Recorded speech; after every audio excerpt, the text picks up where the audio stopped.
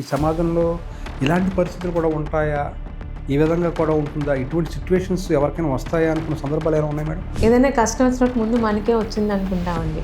But when we see other lifes, parents are there.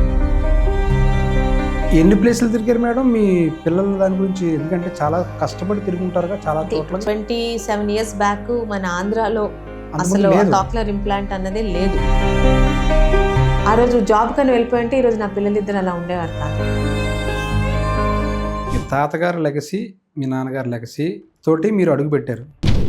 అంత పెద్ద స్థాయిలో ఇద్దరు వ్యక్తుల యొక్క ప్రాబల్యం మీ మీద ఉన్నప్పటికీ మీరు ఓడిపోవడం ఎలా అనిపించింది మేడం ఫస్ట్ టైం? చాలా బాధ అనిపించిందండి. నాకు లైఫ్లో ఫస్ట్ ఓటమి.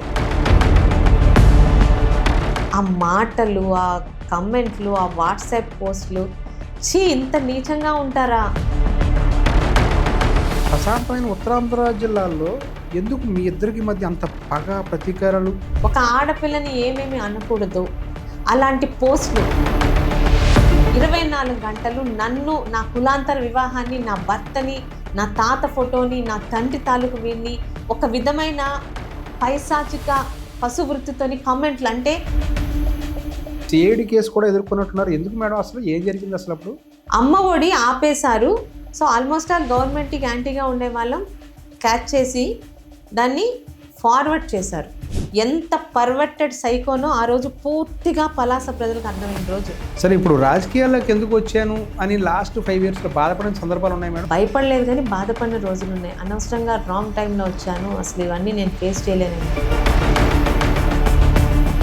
24లో మొదటిసారి, అది కూడా దాదాపుగా 41,000 పైగా మెజారిటీ. ఫస్ట్ టైం గెలుపు ఎలా అనిపించింది మేడం? ఇది కదా గెలుపు. ఈజీగా వచ్చేస్తుంటే గెలుపు కాదు. సరే, ఎవరి బాధలు వాళ్ళకే తెలుస్తాయి. సారీ, చాలా కష్టాల తర్వాత వచ్చిన గెలుపు అది. ఏ రోజు అమ్మా నాన్నతో కూడా ఒక్క మాట అనిపించుకోకుండా హుందాగా బ్రతికిన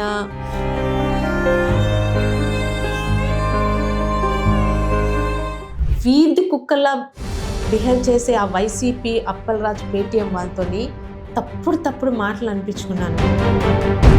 పలాస్లో షాడో ఎమ్మెల్యేగా మీ భర్త వెంకన్న చౌదరి గారు వ్యవహరిస్తున్నారనేది సర్వత్రా వినిపిస్తున్న విమర్శ. నిరూపిస్తే ఈ రోజే నేనే కాదు, నా కుటుంబం అంతా రాజకీయాల్లోంచి వెదజల్లుతాం. ఈ కల్తీ లడ్డు వ్యవహారాన్ని ఏ విధంగా చూస్తారు మేడం?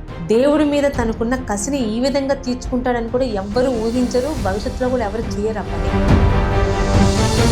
రివెన్యూ పాలిటిక్స్ ఎందుకు వెళ్ళట్లేదు? అప్పలరాజు ఇంత ఇబ్బంది పెట్టినా, ఎందుకంటే మేము చంద్రబాబు నాయుడు గారి తాలూకా మాట వింటాము.